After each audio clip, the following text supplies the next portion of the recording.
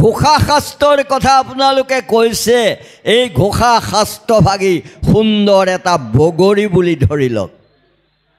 বাহিৰটো তুলতুলীয়া বৰ কোমল, কিন্তু ভিতৰ গুটিটো ভাঙিব নোৱাৰে, অতি কঠিন।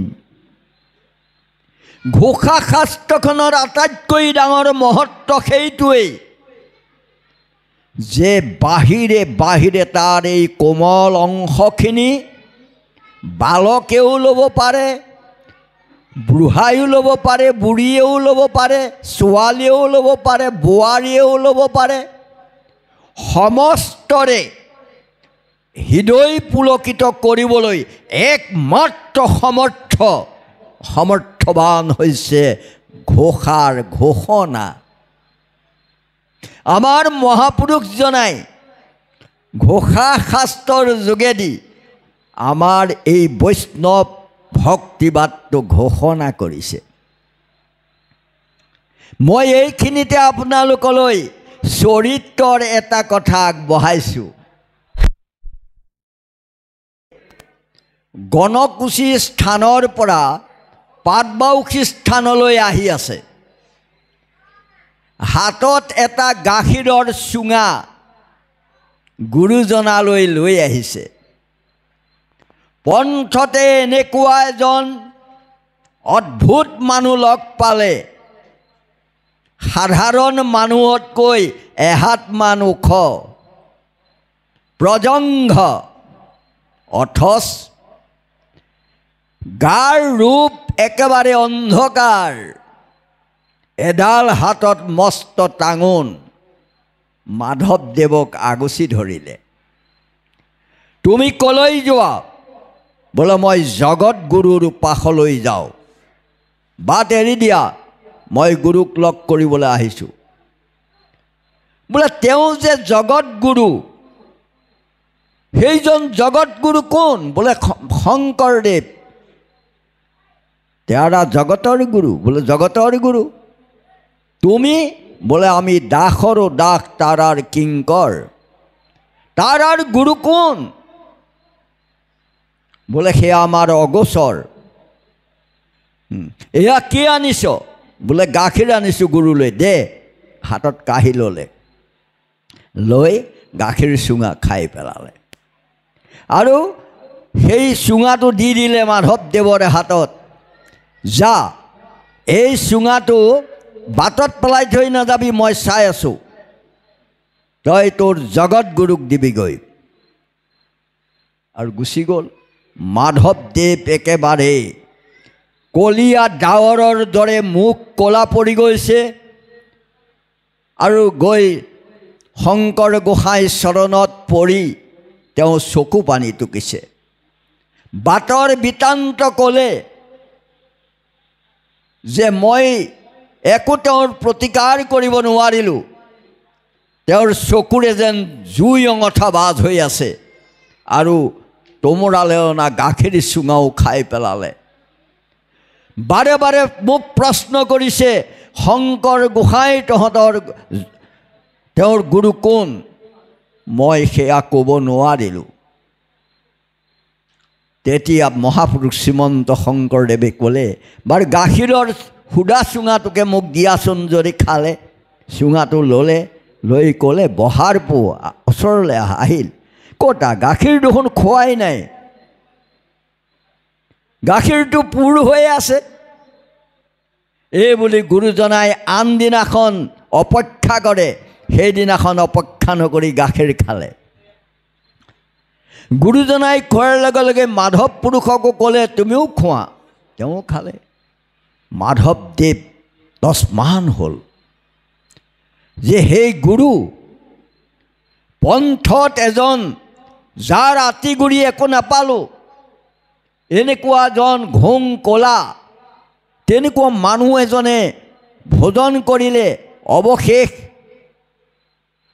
বোলে নহয়, সেইজন তুমি চিনিব নোৱাৰিলা, আমি জানিছোঁ, সেইজনেই হৈছে মহাদেৱ শংকৰ।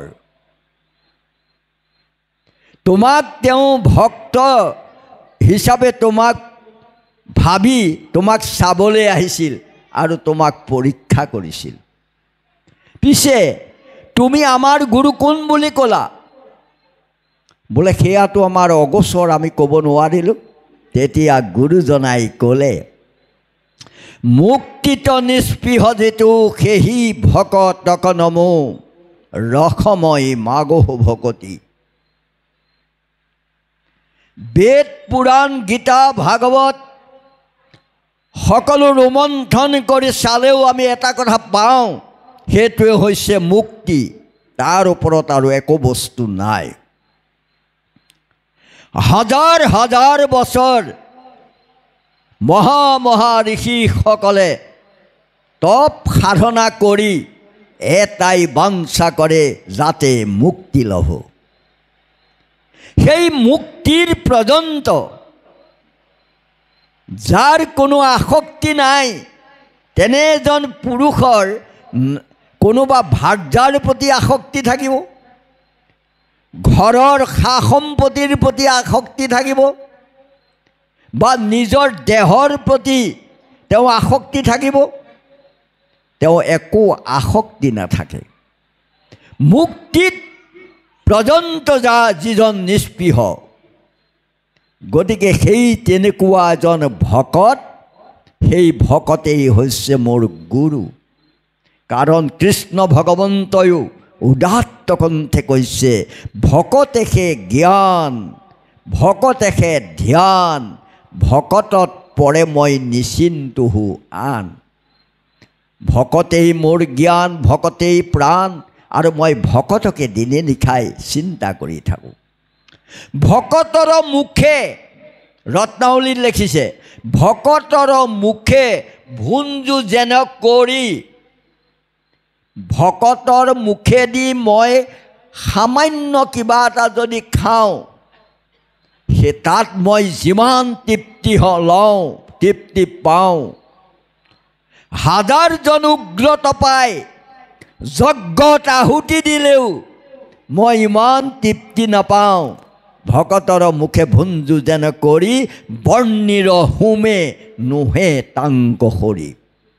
হাজাৰ হাজাৰজন উগ্ৰ তপাই আমাৰ যে আহুতি দিয়ে যজ্ঞবিলাকত, সেই আহুতিটো বোলে মই ইমান তৃপ্তি নাপাওঁ। মাধৱদেৱে দেখিলে বাৰে বাৰে তেওঁ আঙুলিটো মোলৈ পোনাইছে, এই গুৰুজনাই। তৎক্ষণাৎ তেওঁ দণ্ডৱতে পৰি আৰম্ভ কৰিলে, সমস্ত মস্তকমণি নিজ ভকতৰ বৈশ্য, ভজো হেন দেৱ যদুপতি। মাধৱদেৱে আৰম্ভ কৰিলে যে যিজন সমস্ত জগতৰ গৰাকী, যিজন সনাতন অক্ষয় অব্যয়, যাৰ পৰা চৰাচৰ জগত সৃষ্টি হৈছে, আকৌ সেইজনেই ভকতৰ বৈশ্য। তেনে এজন প্ৰভু ভৃগু ঋষিয়ে পৰীক্ষা কৰি শিৱ ব্ৰহ্মা কাকো নাপালে, তেওঁকহে গৈ আৱিষ্কাৰ কৰিলে পৰম ব্ৰহ্ম পৰম বিষ্ণু বুলি। গতিকে সমস্ত মস্তকমণি নিজ ভকতৰ বৈশ্য যিজন, ভজো হেন দেৱ যদুপতি বুলি গুৰুজনাৰ সোঁ হাতটোৱে সোঁ ভৰিত ধৰিলে, বাওঁ হাতটোৱে বাওঁ ভৰিত ধৰি সেৱা ল'লে। আপোনালোকে দেখিব আমাৰ বহুত তেনেকুৱা আচল ভকতে হাত দুটা এনেকৈ কৰি সেৱা লয়, অৰ্থাৎ সেই গুৰুৰ চৰণত মাধৱদেৱৰ আৰ্হিৰে সোঁ ভৰিটো সোঁ হাতে চুই, বাওঁ ভৰিটো বাওঁ হাতে চুই সেৱা লয়। তাৰ পৰাই ঘোষাশাস্ত্ৰ আৰম্ভ হ'ল। মুক্তিত নিস্পৃহ যিটো সেহি ভকতক নমো ৰসময়ী মাগো ভকতি। মই ৰসাল ভকতি বিচাৰোঁ, নিষ্ঠুৰ কপটতা ভকতি মই নিবিচাৰোঁ। এই ৰস কি ৰস? ভকতিৰ পৰম ৰস য'ত আছে। ভকতিৰ পৰম ৰস থকাটোৱেই হ'ল ৰসময় ভক্তি। য'ত আছে আনন্দ, কেৱল আনন্দ, আমাৰ সূত্ৰধাৰীবিলাকক গুৰুজনাই কোৱা হৈছে এই জয় জয়, এই জয় জয়, অৰ্থাৎ য'তেই জয় ততেই আনন্দ, য'তেই আনন্দ ততেই ঈশ্বৰ, য'তেই নিৰানন্দ ততেই হাহাকাৰ। গতিকে সকলোৱে আনন্দ কৰিবলৈ শিকিব লাগিব। শ্ৰীদানন্দ, পৰমানন্দ, সচিদানন্দ, স্বৰূপানন্দ, হৃদয়ানন্দ, সহজানন্দ, জগদানন্দ, নিত্যানন্দ, অচ্যুতানন্দ, আমাৰ 9 আনন্দ আছে। যেনেকৈ নৱভক্তি আছে সেইদৰে ভগৱন্ত 9 আনন্দৰ মাজত ভগৱন্ত নিহিত হৈ থাকে। আমি সেই আনন্দ সুখ ল'ব পাৰিলেই আমি ঈশ্বৰক গাতে পাম। মই এইখিনিতে এই প্ৰথম বাক্যটোত আৰু এটা কথা ক'বলৈ গৈছোঁ। আপোনালোকে ইয়াত ভাগৱত পঢ়িলে এটা কথা হ'ল, মোৰে ভাগ্য নেকি নাজানো, মই আমাৰ ৰুক্মিণী ছোৱালীজনীক বৰ ভাল পাওঁ। আৰু মই আহি ৰুক্মিণী ছোৱালীজনীৰ গুণানুকীৰ্তনকে শুনিলোঁ। আৰু এই ছোৱালীজনী এইকাৰণেই ভাল পাওঁ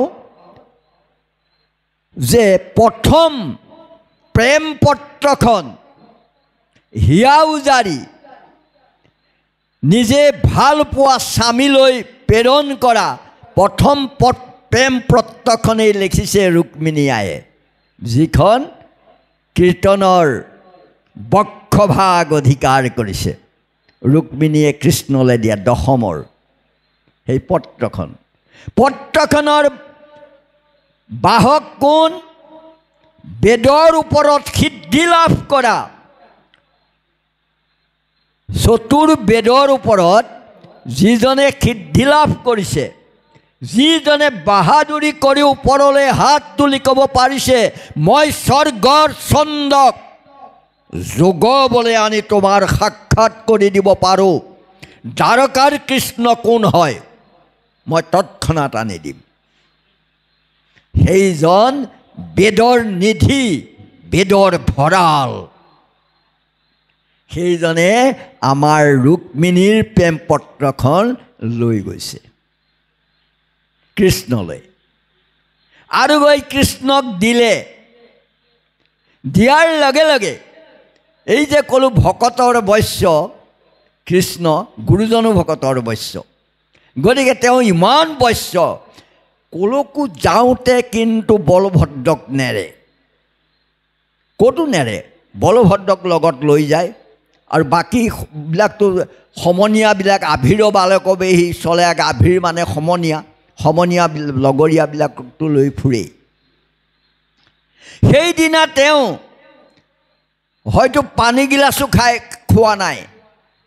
ভকতৰ যেতিয়া দুৰ্গতি শুনিলে আৰু কৈছে, যদি তুমি কালিলৈ প্ৰভাততে আহি নোপোৱাহি, তোমাক ধ্যাই মই প্ৰাণ বিসৰ্জন দিম, তথাপিতো মই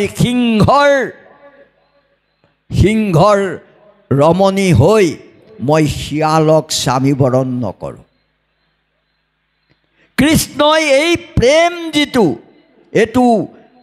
এইটো মানে আমাৰ শাৰীৰিক প্ৰেম নহয়, আধ্যাত্মিক প্ৰেম, মনৰ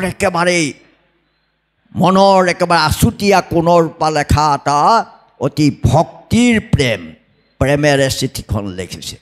আৰু কৃষ্ণই তৎক্ষণাত আহিবলৈ কাৰবাৰ কৰিলে।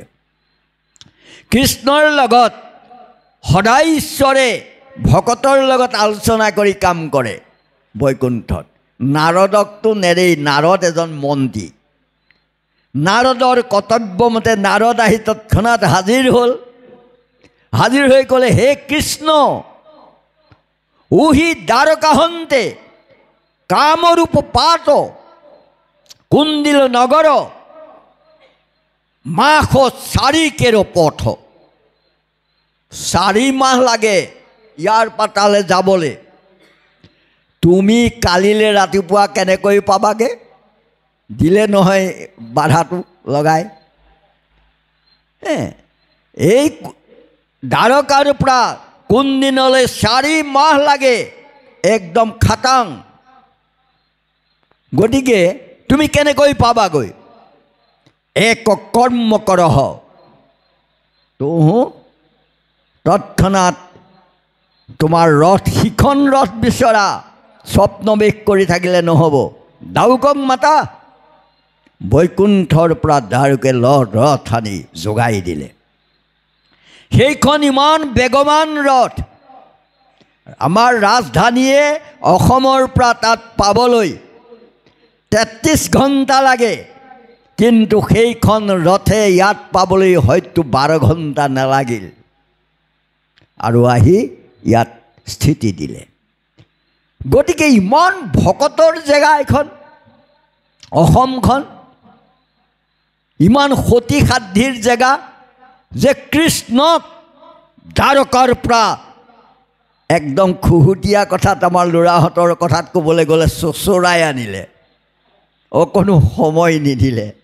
আমি আজি গৰ্বিত নহয়নে যে কৃষ্ণৰ এইখন শহুৱেকৰ ঘৰ বুলি? আমি কৃষ্ণৰ শহুৰৰ ঘৰ। অকল সেয়াই নে? আমাৰ বাণপুৰৰ উষাই কি নকৰিলে? উষাৰ এনেকুৱা প্ৰেম ভক্তিৰ কাৰণে কৃষ্ণৰ নাতি অনিৰুদ্ধই বাণপুৰত কম মাৰসোপা খালেনে? একদম বাস্তৱেৰে চাওক, কম মাৰসোপা খালেনে? খায়োতো উষাক এৰি থৈ যাব নোৱাৰিলে। এইখন দেশ যে যিখন দেশৰ নাৰীৰ গৰিমা ভাগৱতে স্বীকাৰ কৰিছে, গীতাই স্বীকাৰ কৰিছে, ৰামায়ণে স্বীকাৰ কৰিছে, মহাভাৰতে স্বীকাৰ কৰিছে, সেইখন দেশতে আমাৰ নাৰীসকলে বাস কৰে। আৰু সেইকাৰণে মহাপুৰুষ শ্ৰীমন্ত শংকৰদেৱে কীৰ্তনৰ পাতে পাতে লিখিলে, কৃষ্ণৰূপে যুৱকিত ভৈল্যায় অৱতাৰ। কৃষ্ণক আমি চবে উপাসনা কৰোঁ, কিন্তু অৱদান কাৰ? নাৰীসকলৰ। শ্ৰীৰামৰ ৰূপে কৌশল্যাত অৱতৰি ৰামচন্দ্ৰক ভগৱান বুলি পূজা কৰোঁ, অৱদান কাৰ? নাৰীসকলৰ। কৌশল্যাৰ দ্বাৰা অৱদান বুলি কৈছে। বামন স্বৰূপে অদিতিৰ বাক্য পালি, ব্যাস নামে ভল্য সত্যতীৰ সন্ততি, কয়াধু প্ৰহ্লাদ মাতা ধ্ৰুৱৰ সুনীতি যথা, যে কয়াধুৰ বাবেহে প্ৰহ্লাদ আৰু ধ্ৰুৱৰ বাবেহে সুনীতিৰ বাবেহে ধ্ৰুৱ। আমি এইখন দেশৰ নাৰী। মই এই কথাখিনি এইকাৰণেই ক'লোঁ, নাৰীসকলৰ ওচৰত মোৰ এটা অনুৰোধ আছে। মই কথাৰ আৰু প্ৰাৰম্ভিতে এই কথাটো কৈছোঁ যে দৈত্য বধূ কয়াধুৱে যদি প্ৰহ্লাদৰ দৰে সন্তান জন্ম দিব পাৰে, দানৱ মহাগৰ্বী দানৱ উত্তানপাতৰ ভাৰ্যা সুনীতিয়ে যদি ধ্ৰুৱৰ দৰে সন্তান জন্ম দিব পাৰে, দেৱহূতিয়ে যদি কপিল গোসাঁইৰ দৰে সন্তান জন্ম দিব পাৰে, তেতিয়াহ'লে আমিও পাৰিব লাগিব। শাস্ত্ৰৰ কথা বুলি ক'ৰবাত এলান্ধু ওপৰত কীৰ্তন ঘোষা তুলি পূজা কৰাৰ দৰে পূজা কৰি থাকিলে নহ'ব। কীৰ্তন ঘোষা পঢ়িব লাগিব। আমি সেই কথাবিলাক বাস্তৱত ৰূপায়ণ কৰিব পাৰিব লাগিব। আমাৰ জনক জননীয়ে যদি সাধনা কৰে সুন্দৰ তেনেকুৱা সন্তান আকৌ আমাৰ দেশখনৰ বাবে উপহাৰ দিবলৈ সক্ষম হ'ব। সেইকাৰণে এইখন ভকত বৎসল দেশ। গুৰুজনাই প্ৰথমেই ভকতক সদায় আগস্থান দি আছে। এতিয়া মুক্তিত নিস্পৃহা যিটো সেই ভকতকন মোৰ অসময় মাগহু ভকতি, সমস্ত মস্তকমণি নিজ ভকতৰ বৈশ্য ভজো হেন দেৱ যদুপতি। যে মই সেইকাৰণেই তোমাৰ দৰে ঈশ্বৰক ভজনা কৰোঁ, অৰ্থাৎ শংকৰ গোসাঁই যোগেদিয়েই ঈশ্বৰক ভজনা কৰিছে। যাৰ ৰামকৃষ্ণ নাম নামে ভৱ সিন্ধু তৰি পাৱৈ পৰম পদচ পাপী যত সদানন্দ সনাতন হেনয় কৃষ্ণক সদা উপাসা কৰহ হৃদয়ত। মই অৰ্থটো উলটি কৰিছোঁ যে আমি যে এই নামঘৰত এতিয়া আছোঁ, ভাগৱত পঢ়িছোঁ, গীতা পঢ়িছোঁ, নাম গাইছোঁ ইত্যাদি, এয়া বাৰু দ্বিতীয় বৈকুণ্ঠ বুলিহে কওঁ, বৈকুণ্ঠ বুলিতো নকওঁ। নামঘৰক কোনোবাই বৈকুণ্ঠ বুলি নকয়, দ্বিতীয় বৈকুণ্ঠ বুলি কয়। গতিকে প্ৰথম বৈকুণ্ঠ এখন ক'ৰবাত আছে। সেই প্ৰথম বৈকুণ্ঠখন কেতিয়াও চকুৰে নেদেখা, মনেৰে চিন্তা কৰি নোপোৱা, কোনোবা এঠাইত গোলক বৈকুণ্ঠ এখন আছে বুলি ভবাতকৈ সঁচা বৈকুণ্ঠখন আমি লাভ কৰোঁ। আমাৰ মহাপুৰুষ মাধৱদেৱে সুন্দৰ এখন সঁচা বৈকুণ্ঠ আমাক দিছে, সঁচা নামঘৰ দিছে। এই নামঘৰ অখৰাৰ থলী। আমি আপোনালোকৰ নামঘৰত নামৰ অখৰা কৰিছোঁ, ভাওনাৰ অখৰা কৰিছোঁ, কিন্তু আমি গৈ ভাওনা অন্যত পাতিমগৈ, আচল ভাওনা। সেইদৰে সদানন্দ সনাতন হেনয় কৃষ্ণক সদা উপাসা কৰোঁ হৃদয়ত। আমি হৃদয়ত যেতিয়ালৈকে ঈশ্বৰক উপাসনা কৰিব নোৱাৰিম, তেতিয়ালৈকে আচল বৈকুণ্ঠৰ সন্ধান নেপাম। এয়া ঘোষাই ঘোষণা কৰিছে, মই কৰা নাই। যে সদানন্দ তেওঁ এই মই যে কোৱা আনন্দ, শ্ৰীদানন্দ, পৰমানন্দ, স্বৰূপানন্দ, হৃদয়ানন্দ, সচিদানন্দ, জগদানন্দ, মহদানন্দ, এই 9 আনন্দৰ গৰাকী সদানন্দ সনাতন, যিজন সনাতন হেনৰ কৃষ্ণক সদা উপাসা কৰোঁ হৃদয়ত। তেওঁৰ হৃদয়ত থকাটো দুইজন গুৰুৱে একদম প্ৰমাণ কৰি দিছে। কাৰণ ভাই মুখে বোলা ৰাম, হৃদয়ে ধৰা ৰূপ, এতেকে মুকুতি পাইবা কহিলো স্বৰূপ। মহাপুৰুষ শ্ৰীমন্ত শংকৰদেৱে ঘোষাত লিখিছে, কীৰ্তনৰ প্ৰথম যিটো ঘোষা তাত লিখিছে। আকৌ মন মেৰি ৰাম চৰণাহি লাগু। সেই মনতহে তেওঁ মনৰ কথাহে তেওঁ ধ্যান কৰিছে। আকৌ কৈছে যে আমাৰ মহাপুৰুষ মাধৱদেৱে ঘোষাত কৈছে, ইমান সুন্দৰ ঘোষা ফাঁকি মনত ৰাখিব। যিহেতু চৈতন্য কৃষ্ণ পৰমাত্মা ৰূপে হৰি, হৃদয়ত আচন্ত প্ৰকাশী, তাতে সেই ইন্দ্ৰিয়গণ ভূত প্ৰাণ বুদ্ধি মন, প্ৰৱৰ্তে যতে কজৰ ৰাখে। অৰ্থাৎ যিহেতু চৈতন্য, আমিতো চব অচেতন, সদায় কৈ আছোঁ আমি চবেই জানো আমি অচেতন, একমাত্ৰ চৈতন্য তেওঁ। এই চৈতন্য প্ৰভু হৃদয়ত থাকি আমাক চৈতন্য কৰি ৰাখিছে। কেনেকৈ, কি অৱস্থাত? নাভিৰ পৰা 2 আঙুলৰ ওপৰত, প্ৰত্যেকৰ নাভিৰ পৰা 2 আঙুলৰ ওপৰত অষ্টদল পদ্ম আছে। আমাৰ 100 পহিয়া এপাহ পদুম আছে। তাৰ ওপৰত আমাৰ 8 পহিয়া এপাহ পদুম আছে। তাৰ ওপৰত এপাহ 100 পহিয়া পদুম আছে। পদুমৰ আকৃতি এটা অংশ আছে। তাৰ ওপৰত কি আছে? অগ্নিমণ্ডল আছে। আমি যে খাওঁ এইবোৰ হজম কৰে। অগ্নিমণ্ডলৰ ওপৰত সূৰ্যমণ্ডল আছে। আমাৰ গোটেই খাদ্য প্ৰাণবোৰ তাত মানে সংস্কাৰ কৰি আমাৰ শিৰা উপশিৰালৈ প্ৰেৰণ কৰে, তেজলৈ প্ৰেৰণ কৰে সূৰ্যমণ্ডলে। সূৰ্যমণ্ডল আছে। সূৰ্যমণ্ডলৰ ওপৰত আমাৰ শ্বেতমণ্ডল আছে, যি শ্বেতমণ্ডলৰ পৰা আমাৰ গাটো শীতল কৰিব পাৰে, কৰি ৰাখে। এই শ্বেতমণ্ডলৰ ওপৰত প্ৰত্যেকৰ কেয়া আঙুলিটোৰ মূৰৰ পাপটো সমান অঙুষ্ঠ প্ৰমাণ পৰমাত্মাই বিৰাজ কৰি থাকে। আপোনালোকে যোগশাস্ত্ৰ চালে পাব। গতিকে তাত বিৰাজ কৰি থাকে এই অঙুষ্ঠ প্ৰমাণ পৰমাত্মা।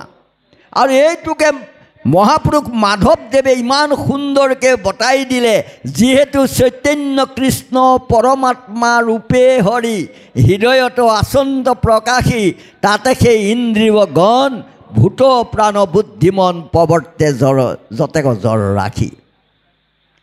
আমি ইলেক্ট্ৰিকত তাত আমি দোল এডাল কানেকশ্যন কৰি দিছোঁ, দি ইয়াত আমি মোবাইল চলাইছোঁ, আমি ইয়াত মাইক চলাইছোঁ, লাইট চলাইছোঁ, চব আমাৰ জ্বলি আছে। তাত সেই ৱাৰডাল এডাল গুচাই দিলেই চফা, ইয়াত চব অন্ধকাৰ হৈ যাব।